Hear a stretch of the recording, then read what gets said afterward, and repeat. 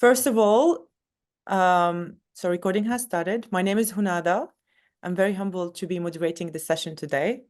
And I want to start by thanking you, Professor Norman. We're honored to host you. And I know you just finished a long interview, so I will do a quick introduction, and hopefully in that time you'll get to have a space to catch your breath. I would also first start, I would be thanking you all, or our audience joining us online, and a special thank you to Mosaic Center, which we see in the camera in Berlin, for hosting the live screening of the session. Mosaic or Al-Quds Library is a Palestinian-owned and run library and community center that regularly organizes interesting events. A massive thanks also to Respond Crisis Translation for their sponsorship of our series. Respond is a global collective of language activists mobilizing in support of refugees and asylum seekers, and was co-founded by one of our members. They have been doing a ton of Palestinian solidarity work, both for Palestinians seeking asylum in other countries, as well as for protests and mobilization movements in Palestine, Israel, and across the US and Europe.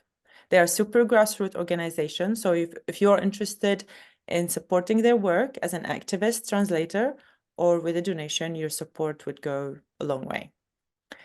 In today's session, we will start with a quick introduction about our group and then about Professor Norman. After that, we will have a dialogue with the professor, followed by Q&A with the questions from the audience, both online and in the center. This is our agenda for today, so let's get started. This lecture is co-organized by Student Coalition Berlin and Decolonial Research Group at Humboldt University of Berlin. We're a group of students from all different disciplines at HU and Free University of Berlin. We're both deeply concerned about the unfolding events in Palestine, Israel, and the ongoing discourse and knowledge production about the topic in Germany, or the lack of it for that matter. Moving on to a quick introduction about Professor Norman, although I think everybody knows him. So Norman, sorry? You can skip the introduction. People who know me or you are, yes, people do know you, but I think there is one segment that I read recently, which I found quite interesting. But just calling you America's most divisive Israel-Palestine scholar, which is probably true, looking at the academic scene. So I will skip the introduction to get to the just two important facts. His most recent book, I'll Burn That Bridge When I Get to It, was released last year, but his book, Gaza, An Inquest into Its Martyrdom, is #1 on Amazon's Middle East bestsellers book. So now we can move to our questions. In our questions, we wanted to focus on hearing from you, Professor Norman, on the context of Germany's support to Israel politically, and then we want to move on having critical look at the position of the Western academia. Could we start first from the complex geopolitical landscape surrounding the ongoing escalating genocide in Gaza, and how, no matter what happens, the West, especially Germany, continues its unwavering support for Israel?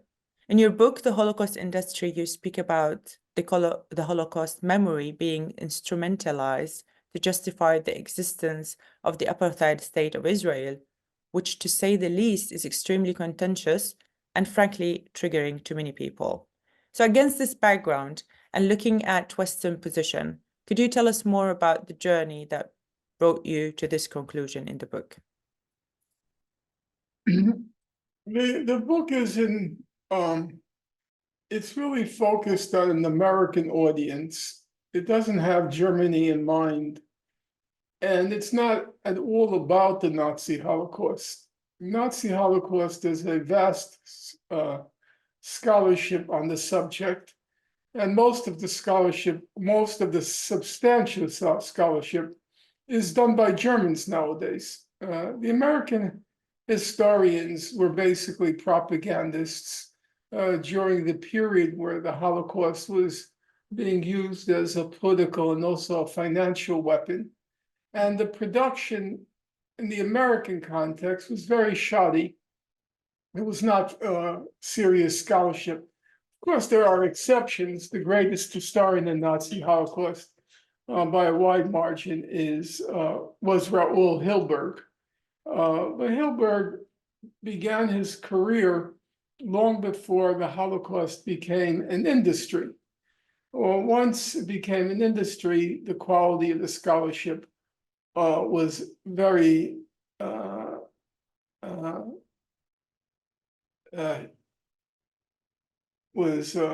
very low quality. And at a certain point, the major historians in the subject became Germans. So my book wasn't really about that whole German scene. First of all, I barely read German. I studied it for a period and knew it, but have completely forgotten it totally. So I'm not really talking about the German scene. The German scene, and on the moral level, it is complicated. And I don't pretend to deny the difficulties that decent Germans might have on this subject. I imagine if I were German, I would have been filled with doubts and reservations about just how to go about inserting oneself in this debate. I'm not going to deny that. What I find repellent in the Germans is you always have the option of saying nothing. You could, you don't have to do what the Germans have been doing with this 100% backing of Israel in the name of a historical responsibility. You could always have been low-key in your interventions. But this kind of brazen, flagrant support of Israel as a genocide is unfolding, it's just so revolting that whenever I see these Germans, I'm just filled with loathing. In particular, the Nazi princess Ursula von der Leyen. She's a typical Aryan Übermenschen type, the blonde hair and this kind of lean, muscular physique. You can easily see her. I mean, whenever I see her, I think of the commandant in the women's barracks of a concentration camp. It's so easy to see her that way, with the crisp Aryan uniform, walking through the camp with a whip in one hand and the German Shepherd at her other side. She's a typical, the Aryan Übermenschen type. So she fills me with loathing. Then there are people like Habermas, the great philosopher, who in 2006, that was Joschka Fischer. Joschka Fischer in 2006 was defending Israel during its massive assault on Lebanon. Habermas, he was the one that presented Daniel Goldhagen with the German Democracy Award. These people they're such revolting personalities. You could say, okay, I'm German, I'm torn, and then just don't do anything. Okay, I can get that. But this upfront, brazen, flagrant support of Israel, no, that's a bridge too far for me. So I've always said I recognize the difficulty of a non-Jew in Germany navigating these moral waters of the state of Israel. But it didn't have to be done this way. I actually don't believe, incidentally, I could be wrong. I don't think Angela Merkel would have been as terrible as Schultz. But I can't say that for certain. I think since you already started with we shift a little bit to the academic scene. I think it's good to go there. I've mentioned briefly in the email that we have tried to screen this session and other ones for that matter at our universities, and it didn't work. Our requests were denied. But meanwhile, our universities are hosting speakers who are gonna just repeat the different Israeli narratives. One of the speakers in Cologne University was the ambassador of Israel. So in that light, and I think you've mentioned a lot in your interviews and in looking back at your experience, this term, the academic freedom of expression. And it seems painfully obvious to us as students from multiple institutions and fields that Western academia has a responsibility not only to platform Palestinian scholars and academics to provide urgently needed historical context, but also to create research and visiting scholar roles for Gazan scholars and academics. In your perception, how do you define the freedom of expression, and what do you think the role of Western academia is in these times? Bearing in mind our current experience in being restricted, and which made us create this whole lecture series to create a new narrative that is not controlled by the academia and the state. And I also want to add something that was noted to me, that the difference between American and European, especially Germany, that the German universities are funded by state. My understanding is that American universities are not funded by state. No, there's no way to generalize about American universities. There are private universities, and then there are public universities, state universities, city universities, which are financed by the public.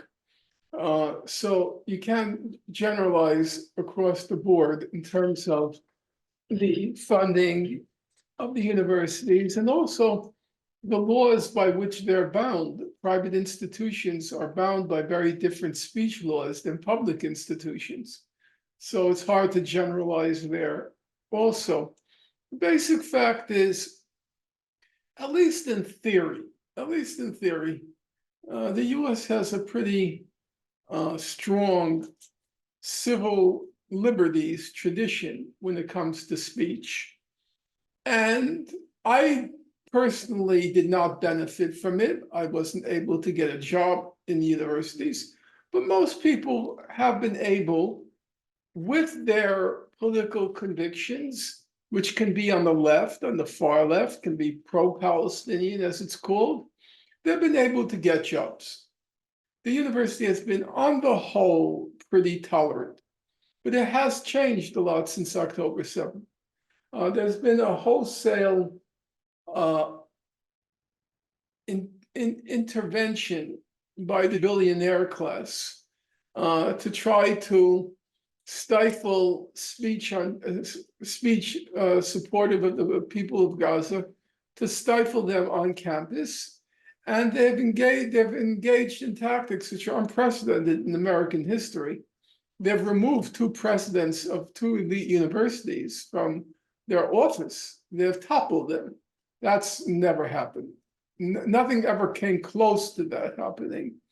So I would say the what's called academic freedom in the United States since October 7th has been very seriously jeopardized. I have no doubt about that. And I suspect there's going to be a backlash now. Already Columbia University professors have been organizing to undo the decisions that were made after October 7th by the administration. The administration banned groups which are supportive of Palestinians. They even banned, I find it kind of funny, in the name of fighting anti-Semitism, they banned the Jewish Voices for Peace. And there's not even the self-awareness that, well, maybe there's something a little bit wrong here. No concept. They're just taking orders from the donors. These are private universities, and they're very heavily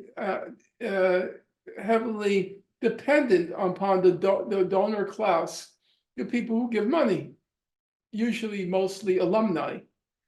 And the alumni have made clear, unless you suppress what's called pro-Palestinian speech on campus, we are not going to give you money. And the money is significant. You know, these people are the super rich, the billionaire class. We're talking about $100 million at a shot. That's not small change. Yes. I would say that since October 7th, academic freedom has come under very serious assault in the United States, mostly by the Jewish billionaire class, but also right-wing people. Yeah, yes, but I think in the German case, why I think it's not completely surprising that we are being restricted, but the fact that I think what started with Germany's current stance on the South Africa's case in the International Court of Justice was also reflected straight on the academia being supported by the state. So that position was reflected also on us. So Germany is going to support in every position possible this current situation. But how do you read it politically? Like, is there any chance for this position to change or shift in any direction? Very hard to say, because at the end of the day, it's about German public opinion. And if Germans are, for various reasons, fearful about speaking their real opinions, then it's going to be very hard to get any kind of political change in German culture. It really has to start with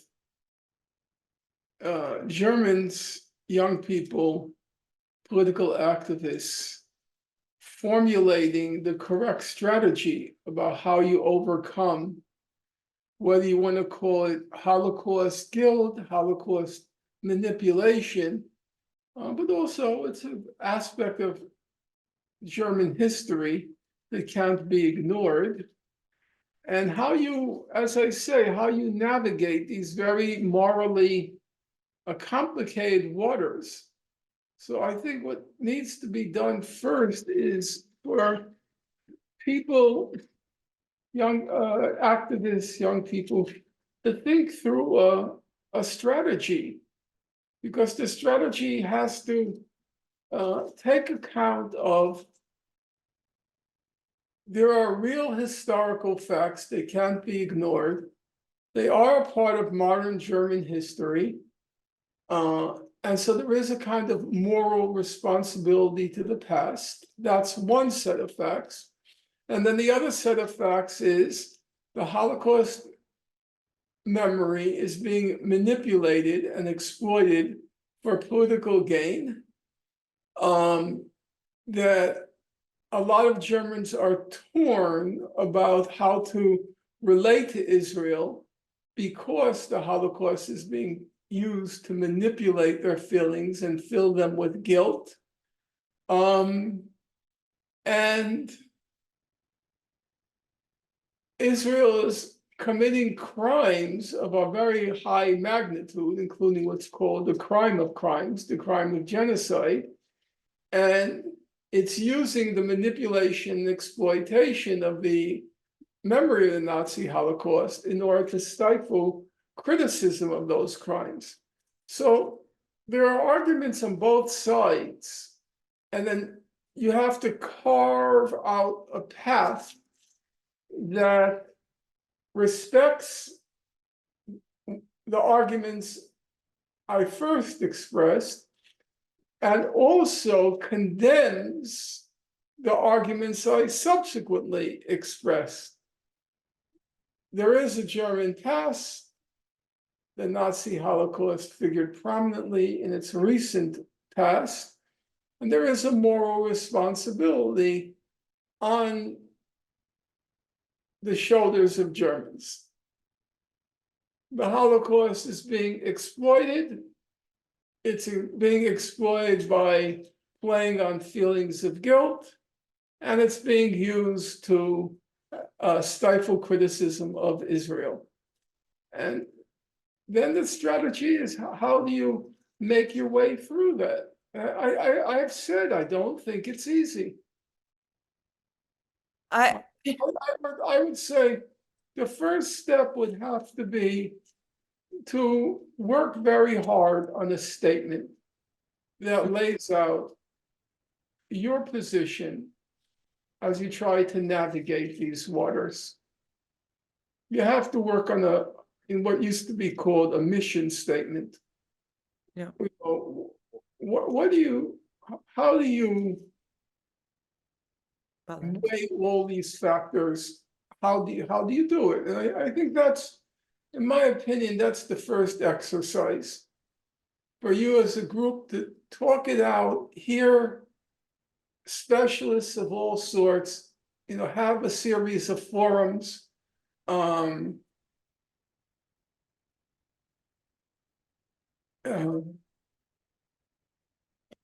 Professor, we already actually, there are lots of these things we're looking at, but when we look at the German case, do you think, while obviously the German guilt and the relationship between Germany's connection to Israel and what has happened in the past is very strong and clear, but wouldn't be there also other factors that explains Germany's case? What about the rest of Europe? What about countries that were not as involved? What about the United States position? Wouldn't it be also fair to look at other aspects that contribute? There are other aspects, because there's what's called a major Muslim problem in Europe. And that colors a lot of our perceptions about the Israel-Palestine conflict. It's not just about guilt. It's about Europe not being hospitable to Arabs and Muslims. And so that lack of hospitality then projects itself onto the people of Gaza. So that's another significant factor. And then there's a third factor, which is, like it or not, Israel is seen as a protector, not just of US, but of Western interests in the Middle East. And they do not want Israel's military power to be diminished. So it's not just feelings for Jews, it's Israel's a regional surrogate of US power, and it's also a regional surrogate of EU power. And then there's the other factor. So far we have the Holocaust issue, we have the Muslim issue, we have the geopolitical issue, and then we have a fourth issue. Israel is a far-right state. And there are many far-right governments in Europe right now, and many far-right political parties now. And they see Israel as being a kind of, ironically, they see it as a Aryan state. Now, I know that's ironic, given that it's a Jewish state, but they see it as a Aryan state, another uber-mentioned state, and they see the Arabs, the Palestinians, as untermenschen, subhumans. And you see that with van der Leyen. You see she feels very comfortable around Israelis, the supermen, and the loathing for the Arabs, the Palestinians, but Arabs in general. So there is that, the fact that Israel is a far-right state, and there are far-right governments, in Hungary, but there are also far-right political parties which are on the verge of taking power. In place in Netherlands, in Hungary. So I agree with you that it's not just the Holocaust issue. It's a convergence of many issues. And maybe even the Holocaust issue is diminishing as compared to the Muslim issue and the far right issue. It may actually be diminishing in terms of its relative importance in trying to understand Germany today. I want to go into I want to stay in the same area of why is it hard to fight from within Europe against this one-sided narrative, which is the restrictions and control again. And I want to go to one of the biggest, one of the most controversial words now, which is Hamas. In protest, there's a list of rules that police tell to pro-Palestinian protest, including not saying anything in support of Hamas, and a long list of organizations that have been criminalized in Germany. This control of the narrative prevents us from asking obvious questions. You have been you're an expert on Hamas, and you have spoken a lot about it. So let's talking now to the German audience. How could you explain what Hamas is, why it exists, and why, if Hamas goes, another Hamas, or at least I'm assuming another Hamas, will jump in? First of all, I'm not an expert at all in Hamas. It's never much interested me. I don't take an active interest in intra-party affairs. That's basically for the people among themselves to decide who are their representatives, who are executors of their will. That's not for me to decide, and I don't take much interest in it. As far as Hamas is concerned, can you just restate your question? Because there were several things you said. So basically, I think there's big difference between how Hamas is being viewed in Europe, in a very it's like it's a terrorist organization. It's not allowed, talking about it is not allowed, and how it is viewed actually by lots of people in the Middle East. They see it as a resistance movement. They see it as many see it as Gaza's only hope. If you are to explain it to Germans or Europeans, to bring these different positions closer, how could you do that? I wouldn't get involved. That's the thing. It's for the people of Palestine to decide who are their representatives. If their representatives have committed crimes of such a magnitude that it's not possible morally to deal with them, there is an argument, obviously, there. However, I don't think the argument holds up that what Hamas did on October 7th disqualifies it from consideration as a participant in, say, a peace settlement, because let's just say about the estimates are about 1,200 Israelis were killed on October 7th. Of those 1,200, about 800 were civilians, and of those 800, about 36 were children. So let's say that balance sheet, which I just went through, let's say that disqualifies Hamas. Then where does that leave Israel? Israel's been conducting a war of genocide in Gaza.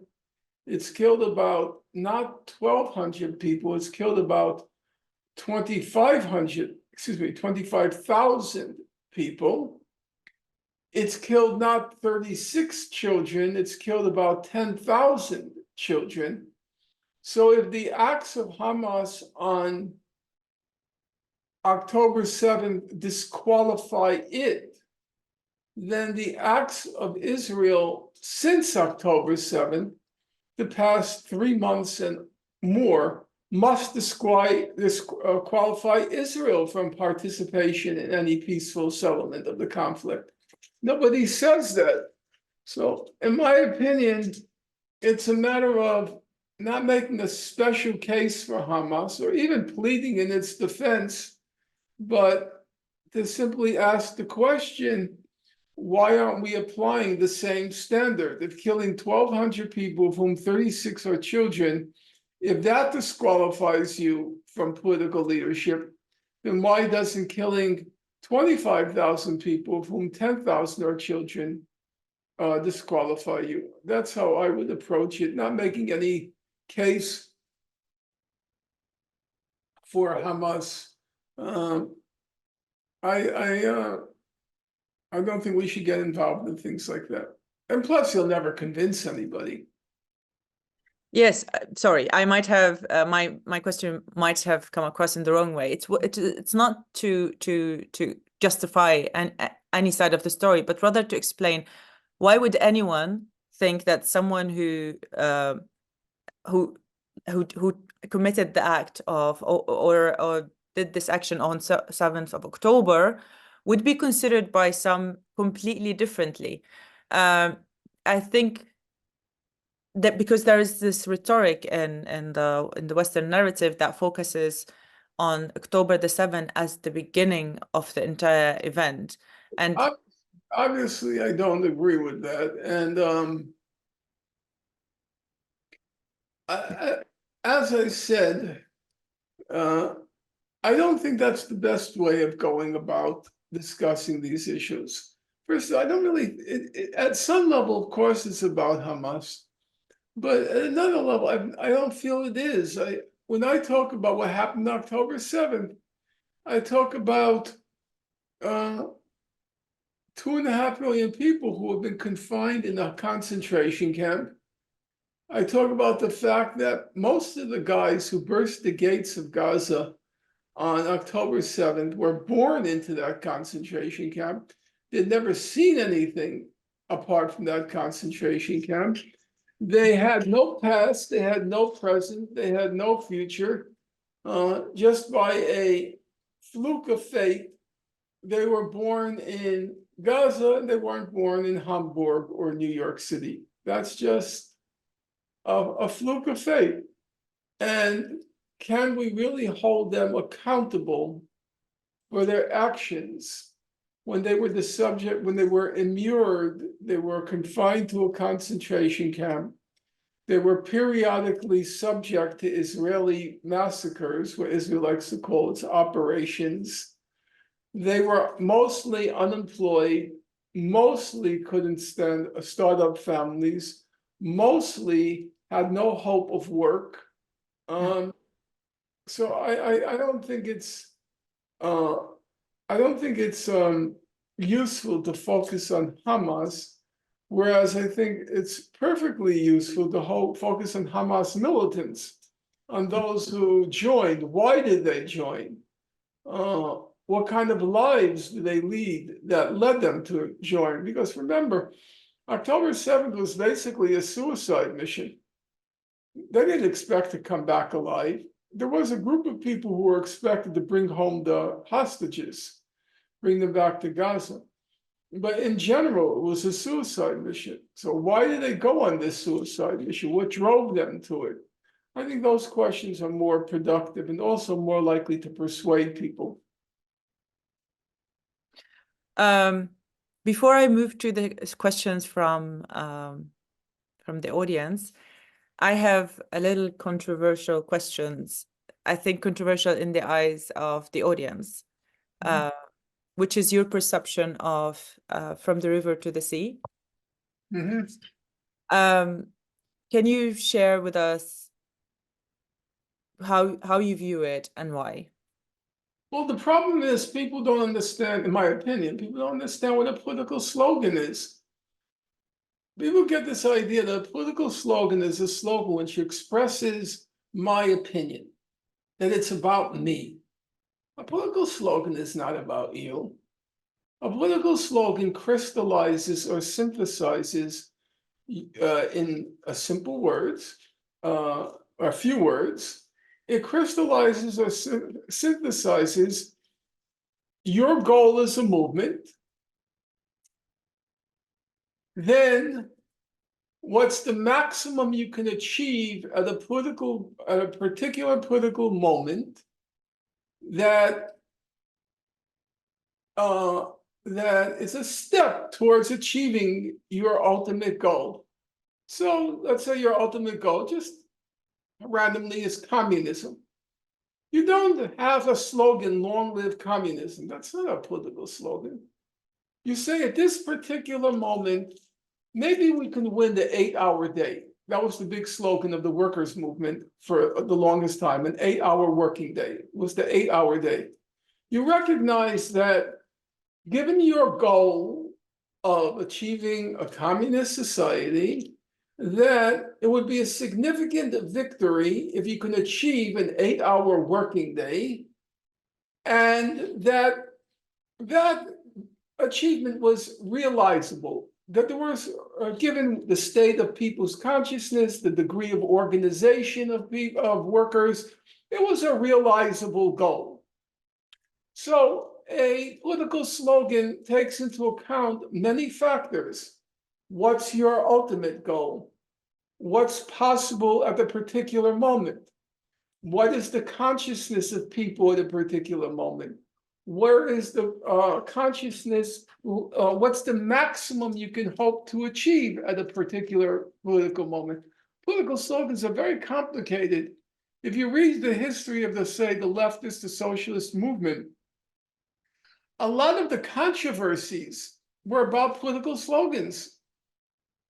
Which slogan? Lenin, Rosa Luxemburg and Lenin clashed on the slogan of the right of self-determination of nations. Those are a very complicated business. And unfortunately, people think that political slogans are just about me. I want to show you how radical I am. I want to show you that I'm ready, to raise the red flag of revolution anywhere and everywhere. I don't think that has anything to do with political slogans.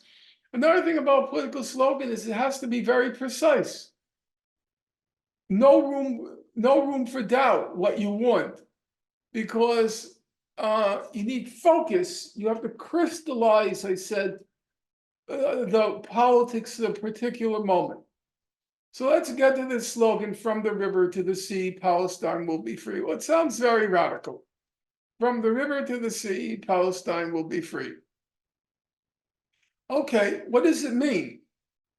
Does the slogan tell you what exactly is your objective? We know 8-hour day, it's very clear. An 8-hour working day, it's perfectly clear what we want. Or desegregate public schools, very clear what we want. Or Bernie Sanders. What was Bernie Sanders' platform? 1, end student debt. That's very clear. We know exactly what that means. Young people are walking around with being tens and tens of thousands of dollars in student debt. Free college tuition, very clear. Healthcare for all, absolutely clear. Nobody has any doubt what that means. It means that I can't afford to go to a hospital. I can't afford to go to a doctor. I want what Canadians have. I want what Germans have. I want what the Scandinavian countries have. Medicare, healthcare for all, Medicare for all. Okay, those are very clear slogans. What is from the river to the sea? Palestine will be free. What does it mean? I was reading Sayed Nasrallah's last speech, the head of the Hezbollah. And guess what? In the middle of his speech, you know what he said? From the river to the sea, Palestine will be free. And then he said what he meant by that. He was very clear what he meant. Nasrallah doesn't play word games. He said, number one, he said, Israel is not a real nation. That Israel is just like a sack of potatoes. There's no sense of loyalty, no sense of national identity. He says real nations, they stick together in times of conflict and crisis. But he says Israelis are not a real nation because the moment there's a crisis, everybody wants to leave. They want to go abroad. So he says Israel is not really a nation. And then he says every Israeli has two passports. They have an Israeli passport and a British passport.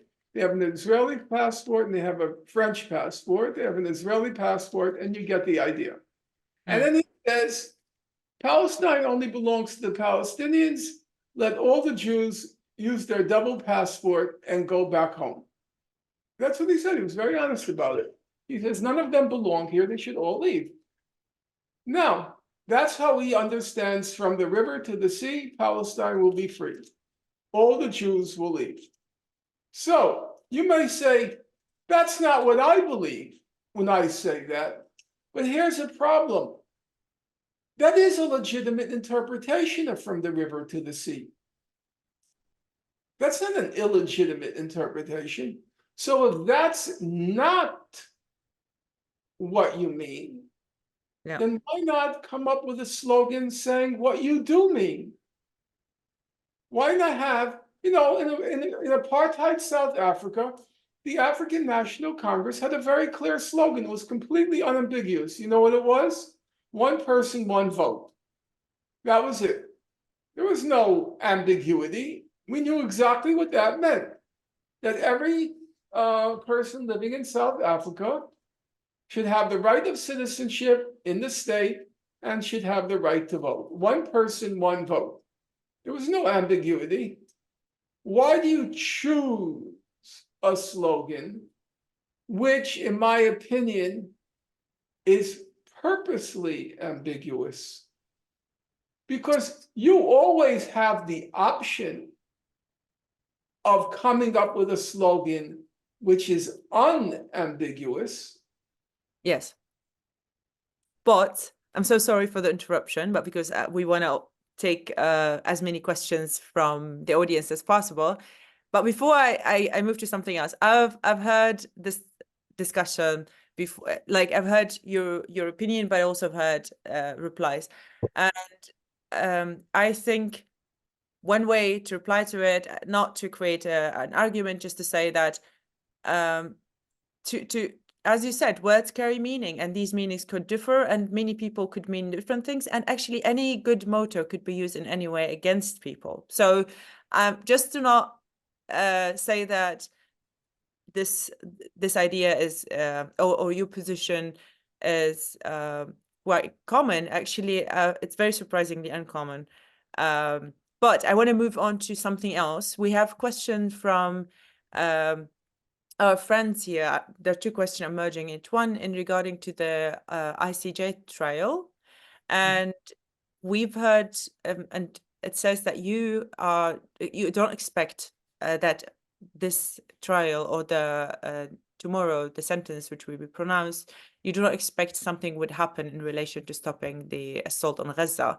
The question would be, if that wouldn't happen, how could this case, the ICJ court decision, be used in a positive way, or how could it be used to mobilize larger, particularly? Do you think that it will have any influence, if positive or negative, on this Western mindset that is absolutely supportive of Israel? Well, there are many questions wrapped up in that, and my latest opinion is, based on the statements by Russia and China yesterday, I think they need, let me just give you the mechanics. There are 15 members formally on the ICJ, the International Court of Justice. However, both Israel and South Africa were entitled to add a judge to the court because they weren't represented among the 15 judges. The court is based on country membership. So we say altogether now there are 17 judges. Based on the statements made by Russia and China yesterday, I think they will vote in support of South Africa, and they both put a lot of emphasis on this issue of the ceasefire. I think it's possible. I think it's possible they're going to get the ceasefire. I think it's very tough because the main objection of Israel to the ceasefire is that it unilaterally disarms us.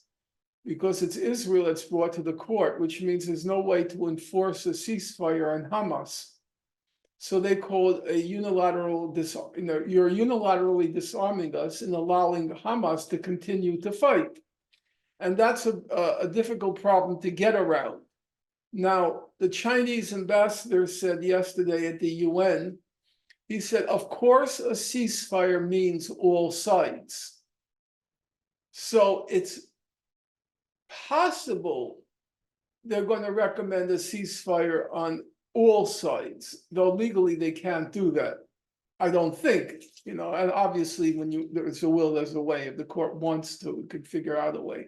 But legally, I'm not sure they can do it. So in any event, there are two questions.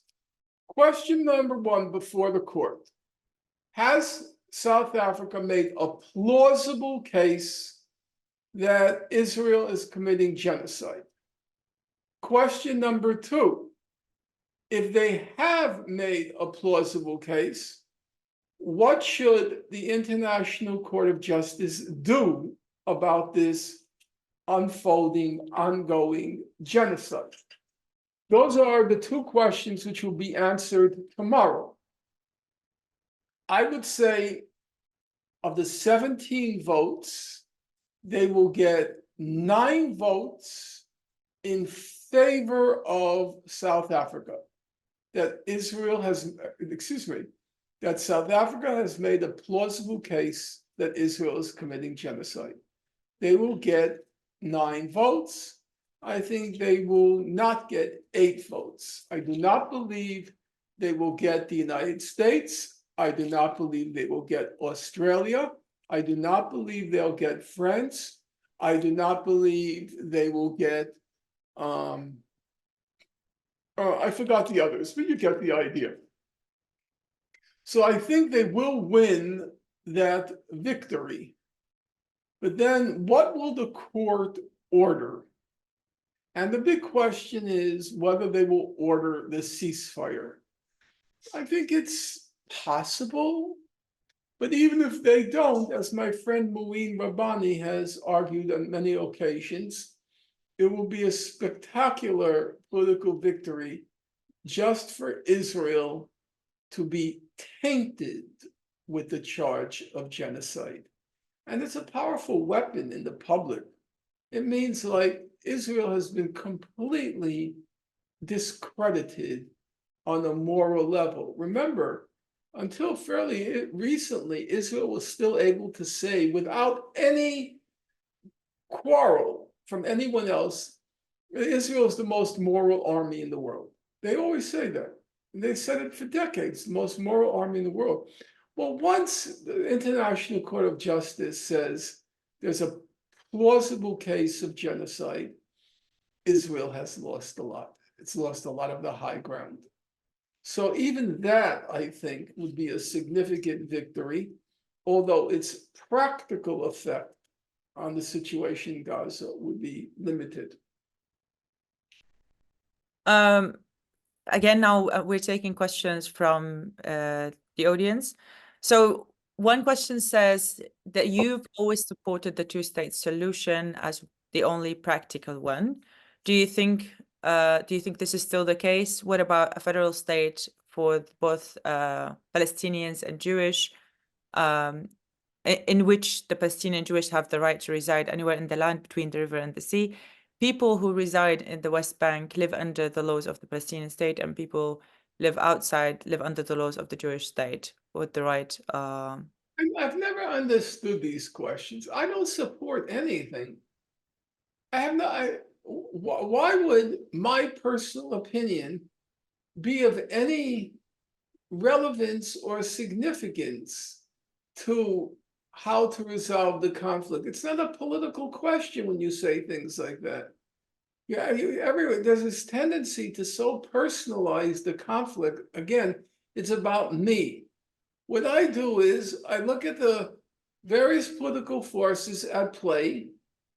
I have a long-term goal. I would like to see, like Kant said, Immanuel Kant, a world without states, or what he called his essay on perpetual peace.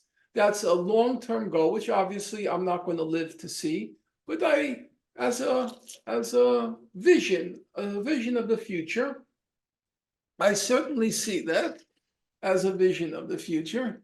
And then you look at what's realistically possible at the particular moment, given the political balance of forces, all those considerations I said about before, which more or less will maybe take us one baby step towards that goal of Immanuel Kant, a world without states. Okay? So that to me is the only relevant political question. And judging by the political forces, you listen to the Chinese ambassador yesterday, you listen to the Russian ambassador, all they talk about is two states.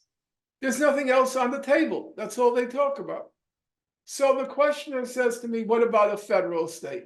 So, okay, fine. A federal state. Do you think it's realistic any time in your lifetime or mine that Yahya Sinwar and Benjamin Netanyahu are going to work together in a federal state? Does that seem to you plausible? You see, does that seem to you possible? Is there anything in the immediate near future or medium future that leads one to conclude that's a possibility? Yeah. Now, say, okay, Professor Finkelstein, but you could have said the same thing about South Africa. Who would imagine that de Klerk and Nelson Mandela would have been able to work together? Yeah, but it's a very big difference. Because say what you want about the ANC had a very secular, ecumenical vision. From the very beginning, it was committed to one person, one vote. It wanted a united South Africa under obviously majority rule, which would have meant black rule, but still it was committed to coexistence. That's not true of Hamas. I mean, we have to be honest. I'm not saying it's a good thing or a bad thing. I'm just saying, do you think of Hamas in terms of one person, one vote? Do you think of Hamas in terms of we want to coexist even in one state with Israel? I don't think that's really credible. That's why, as I said, Nasrallah is at least, he's consistent and honest in his convictions. The future, he is very emphatic. He is very emphatic. Israelis do not belong, Jews do not belong in Palestine. Take your other passport and get out of here. So I don't see where these slogans get us. Now you might say, and I'm perfectly willing to admit it, you might say the two-state possibility is also over. Given the settlements that have been built, the land that's been confiscated, I'm not going to dispute that because I never quarrel with facts. I can see that argument. But then I would say, then let's just stop thinking about a vision of a solution. Right now, we should be talking about, in my opinion, a ceasefire and lifting the blockade of Gaza. And then in the case of West Bank, we have to talk about ending the ethnic cleansing of the West Bank. And in terms of solutions, I don't think there's any point in discussing solutions right now. I know everybody else wants to talk about solutions, including all of the leading powers, as they're called, and they want to talk about the two states. I don't see it now. I see one state that wants to annihilate another state, and the other state thinking after October 7th, you know what? Maybe we have a military option against Israel. That's the feeling among many Palestinians after October 7th, that Israel turned out to be much weaker than they thought, much more vulnerable than they thought.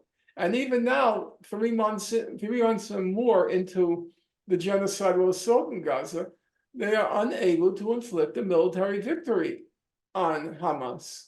And so now it's been planted in the minds of many Palestinians and Arabs in general that we have a military option against Israel. I don't see anyone seriously, any of the actors, any of the key actors, I don't see any of them seriously talking about a quote unquote political solution. I see from now forward, it's going to be very brutal and bloody, because neither one side believes in order to restore what they call the deterrence capacity, the Arab world fear of them, they have got to destroy Hamas. And also, by the way, after Hamas, they have to destroy the Hezbollah. And the other side believes that they can maybe militarily defeat Israel. So that's not the soil on which you're going to have a peaceful settlement of the conflict. I'm sorry, people, if I'm the bearer of bad news, but I think that's what honesty shows. When I saw Nasrallah's last statement, I thought, nope, this is not going to work. I mean, not going to work in the sense, let's stop talking about two states, forget about one state. We're at a point where it's a military battlefield. Okay, now you always are saying lots of statements that really require lots of comments and breaking, but I think when it comes to that question, when they say you wanted or you supported, I think what they refer to is as your analysis was in that side. It wasn't literally just to say that's your opinion. And I think while your response was a little bleak that we should not look at long term, it is hard for people to hear it, because it's hard to look at the situation in Palestine and think we only have the option to look at short-term targets. While I understand your perception and I understand that you're putting lots of facts in front of you for you to come up with this statement, it's still kind of not easy to absorb and not try to find somehow an alternative between a one-state or two-state solutions. I think people, because a lot of people like philosophy seminars, they find these daily questions of daily life, they find them unexciting. A large part of the history of the left was just winning struggles on things like reducing the working day. They weren't about fighting for communism and all of that. It was just trying to improve the lives of ordinary people in the ordinary here and now. Of course, you maintain in your heart and also in your mind that ultimate vision. But on a daily level, you're fighting you're fighting an eviction from your home. You know how many worker struggles were just about rent strikes?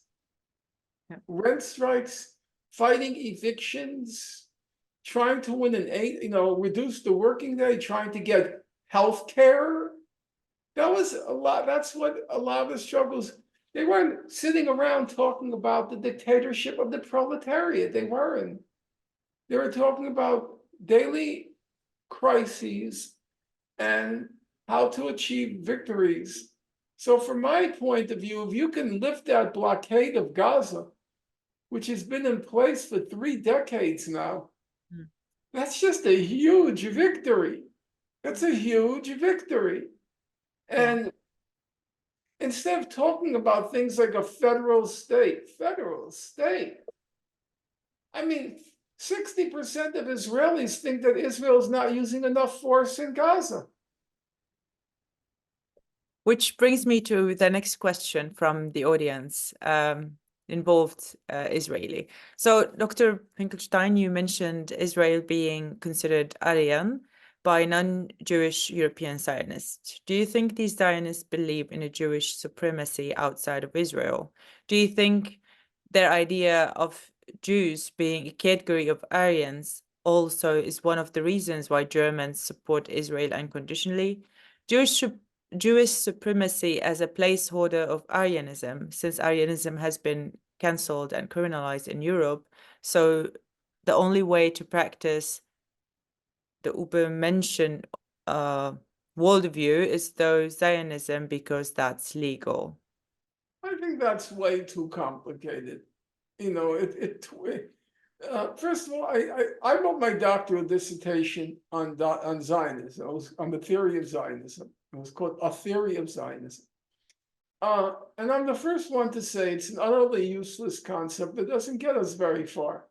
I think the best formulation, I don't particularly go for the apartheid formulation either, because apartheid was over in 1989. Most people haven't a clue what apartheid means. They have no clue what it was like in action. It's a preoccupation of jurists, because there is the crime of apartheid, both the genocide, there's a crime of apartheid as a legal category. It exists as a legal category. But for most people, what is apartheid? Well, it has the word apart in it. So it seems to mean something about segregation or apartness, and that's no good. But otherwise, I don't think apartheid is very good. I thought that the Israeli Center for Human Rights in the occupied territories, Israeli Information Center, it's called B'Tselem, I thought its formulation was the best, in my opinion. There's one state now between the Mediterranean and the Jordan, Israel, the West Bank, East Jerusalem, Gaza, and the state of Israel. They've all become one state. Israel controls everything in that one state.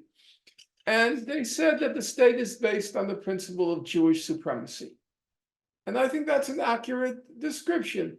I wouldn't call it a Zionist state, because I don't think Zionist has much content to it. But Jewish supremacist has content. It means that in that state, if you're a Jew, you enjoy some privileges and super privileges that if you're not Jewish, you don't enjoy. That's what Jewish supremacy means. Exactly what kinds of privileges? Well, obviously it differs. In Gaza and the West Bank, they don't enjoy any right to vote. Whereas Palestinians in the state of Israel, they do have the right to vote, and they have the right to membership and representation in the Knesset, even on the Supreme Court. But even with those rights, it's still a Jewish supremacist state for Palestinians in Israel. So I thought it's a good formulation which captures the essence. I don't see why I have to drag in Zionism. It's Zionism is like from the river to the sea. You know, one of my closest friends for 40 years was Noam Chomsky, and Professor Chomsky described himself as a Zionist. So what does Chomsky have in common with Smotrich? Not very much, but they both call themselves Zionists. So I don't think it's just very useful as a political category.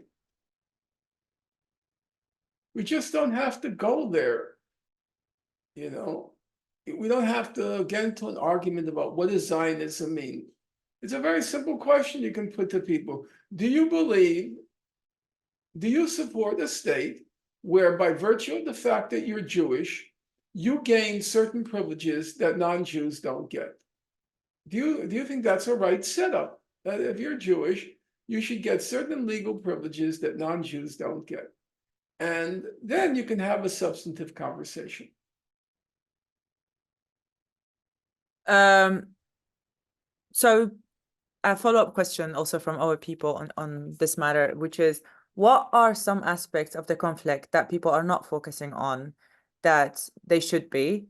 And what is, in your opinion, is being given too much significance? Well, I think the most important aspect of the conflict is there are two right now. There is, well, three actually. The most immediate, of course, is the ceasefire because mass famine is threatening. And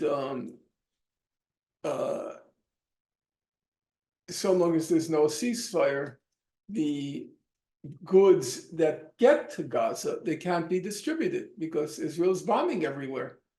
There are two problems with the humanitarian aid. Problem number one, outside Gaza, Israel has created this hopelessly complicated bureaucratic mechanism so as to prevent humanitarian aid from getting into Gaza. There are three layers of searches that you have to go through before you can even get food, medicine, water into Gaza. And then once you get into Gaza, you can't distribute it because Israel's bombing everywhere. So, and as a result, the guess is within a month, there's going to be mass famine. And that's a very serious issue, you know. In the case of Yemen, between the years 1915 and 18, there was a Saudi blockade of Yemen, like the Israeli blockade of Gaza. And between 2015 and 2018, 80,000 Yemenis died, of whom 60% died of starvation. 80,000. So we're talking about 50,000 people died of starvation. So when we talk about mass famine and is imminent, that's a very serious issue. So the first thing is the ceasefire, otherwise there's going to be mass famine within a month. Second is lifting the blockade, because the blockade is, it's a minimum a war crime, but a credible argument can be made that it constitutes a crime against humanity, the blockade. And the third thing is that there's a very real possibility that if a war breaks out, and that's certainly not off the table, a war with Hezbollah, which then involves Iran, then involves the Houthis, that if a war breaks out, Israel will use it as an excuse to ethnically cleanse the West Bank. So the stop the ethnic cleansing of the West Bank has to be also a crucial component of any immediate strategy. I'll take one more question because I'm dying. I need to go to sleep because I think I'm going to collapse. Yes. I'm going to be Gaza's last victim. I've heard you said this, but we hope not. Certainly not in our hands. So I want to go back to us, to people who are active in this context. I want to combine a few questions together, but also ask you our own question in terms of the future of this movement. So some people asked if you're connected with any academic in German academia, and hopefully if you are, maybe that would feed into this question. So since our goal is to achieve, now I'm scared to tell you what our goals are, but let's say one of— You can have any goal you want. Yeah, no, I'm saying we want to have better freedom of expression and speech in German academia. What is your opinion, in your opinion, are effective ways of encouraging German academic institutions to deviate from the official government position and allow for critical discourse on Palestine, Israel? And how effective, for example, are the academic boycotts and pressure from academics globally? Also, bearing in mind or understanding how the memory of the Holocaust has been weaponized by Israel and other states like Germany, how should we organize the politics of memory in the future? And how can we process collectively traumatic events like the Holocaust and the genocide in Gaza, and for the future, the genocide in Gaza? Honestly, I can't answer that question. I think those are difficult questions. I don't think it's good for political groups to become talking shops. But on the other hand, I do think you need clarity before you press ahead, because these issues are, they are complicated. There are no obvious answers. And I think what you need to do is, without becoming a talking shop, I do think you should try to assemble a group of a body of writings, have speakers come, and then put your minds to trying to figure out how you navigate these waters. I think they're tough. But I also think that unless you figure out a way forward, you're not going to make much progress in Germany. You're not going to make much progress in Germany. I do think at the university level, you should stress, going back to the classical German thinkers, stress the importance of freedom of speech. And that there should be a very limited constraints on freedom of speech. And the current constraints that are being imposed are completely unacceptable. They're a breach of basic principles of freedom of speech, and they're wholly unjustified. And you cannot use the claim of historic memory and historic moral responsibility to silence speech. I don't accept that. I mean, I don't want to speak for myself, but I think that you can make an argument that's unacceptable. Trust On the university level, I would focus on the issue of freedom of speech and go through the classical tradition, go through Mill's on liberty, John Stuart Mill's on liberty, see how he formulates the question, how he formulates the answers, and try to come up with a platform of your own on the university on the basis of classical principles which can't be violated in the name of a special historic memory. No, you can't do that. Yes, you have, you can say you have special responsibilities, but you take the case of the United States. So we have the special historic responsibility of slavery, okay? And what came after slavery, what was called the Jim Crow, the system. Professors are allowed to teach that Black people have lower IQs than white people. They're allowed to teach it. You can have that historic responsibility, but still you have that right to teach it. And I think that's correct. If you don't like what those professors are saying, then you answer them. But I don't accept the argument of silencing them. And I think the same thing should be in Germany. You could say to German professors, if in American universities you can teach that white people have higher IQs than Black people, even though they have a history of slavery, why can't we talk about certain subjects here? Why are we limited here? That's not right. You can both have a historic responsibility, you can have a historic moral responsibility, and still maintain a maximum of free speech. And that's what you saw yesterday, Columbia University. The professors now are organizing against the billionaire class, which is trying to stifle, suppress free speech.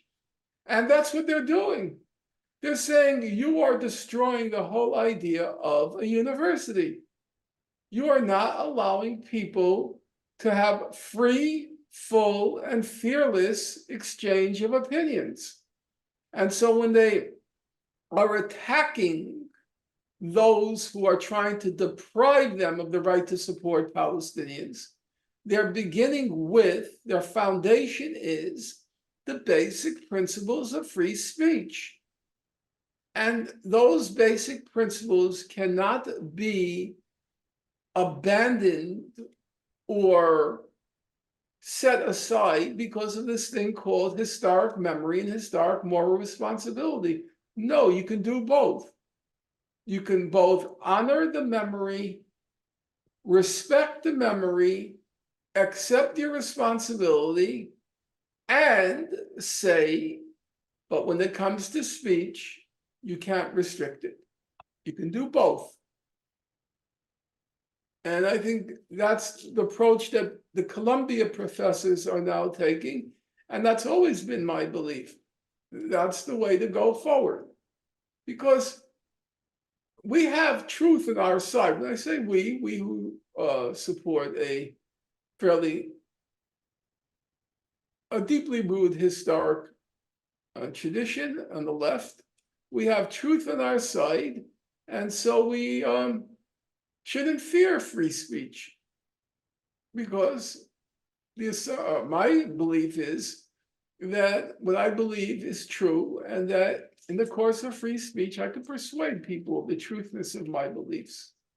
So I think that's what should be done. You should frame it in terms of elementary principles of free speech are being violated here, and that you cannot violate those principles in the name of historic memory, because even in the United States, which has the memory of the extermination of native population and the enslavement of the African population, there's no restrictions that you can put on a professor's right to teach or say what he or she wants.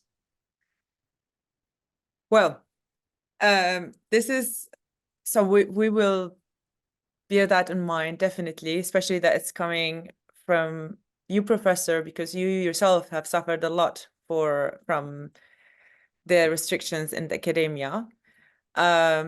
So we cherish this advice and we'll try to keep it in mind. Hopefully they will listen to us, or we'll be able to apply it.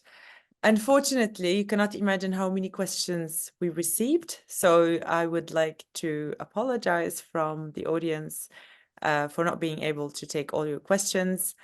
I would like to also thank you so much, Professor. I know you had a long day. We already talked so early in the morning, so I can imagine it's been such a long day, but it has been a pleasure. Who knows, maybe we talk again in a little bit less stressful day for you. That's fine. I just want to reiterate at the end, I don't think it's an easy challenge in Germany. I get that because of the conflation of a real issue, which is there is a historical memory, there is a historical responsibility, with a totally fake issue, which is manipulating the Nazi Holocaust for very evil political purposes, very evil political purposes. And how do you separate out the two and say, this is legitimate, but this is not legitimate? This I respect, this I condemn. Very hard, very hard. That's why I think, you folks have to sit down. You should read, you should listen, you should interrogate. You shouldn't be passive listeners, and maybe set yourself a goal 6 months from now, or beginning of the new semester next after summer break. You'll have a statement. Set yourself that goal. You'll listen for 2 or 3 months. Then you will produce draft statements among yourselves. You circulate the draft statements, criticize them, and so forth, and then set your goal by, I don't know if your school term begins in September or October, but you set the goal by September, October, we have our statement. I think that's a good agenda. Now let me assure you that we already had so many statements, including one about today, but we see your point. We understand that this is a long process. It's going to be tiring. There's a long way in front of us, and we will keep you posted on how it goes, hopefully. But again, maybe next time we meet, we will have a whole plan to discuss, or we might have reached a milestone. With this note, Professor, I thank you so much for being with us here today. We really appreciate it. I also would like to thank everyone who attended with us online. Those in Mosaic Center, hi everybody. Thank you so much for being there. Thank you for Mosaic Center for hosting, and for Response team for hosting also online with us. And most importantly, I would like to thank my colleague in the lecture series from both Students Collective Berlin and from Decolonial Research Group, DECOCO. We've been trying hard to make this lecture series working, and we have kicked it off with lots of lectures. So we invite everyone to follow and stay tuned for upcoming lectures. I renew my thanks to you all, And we wish you a great day. Professor Norman, thank you so much for joining us. You're welcome.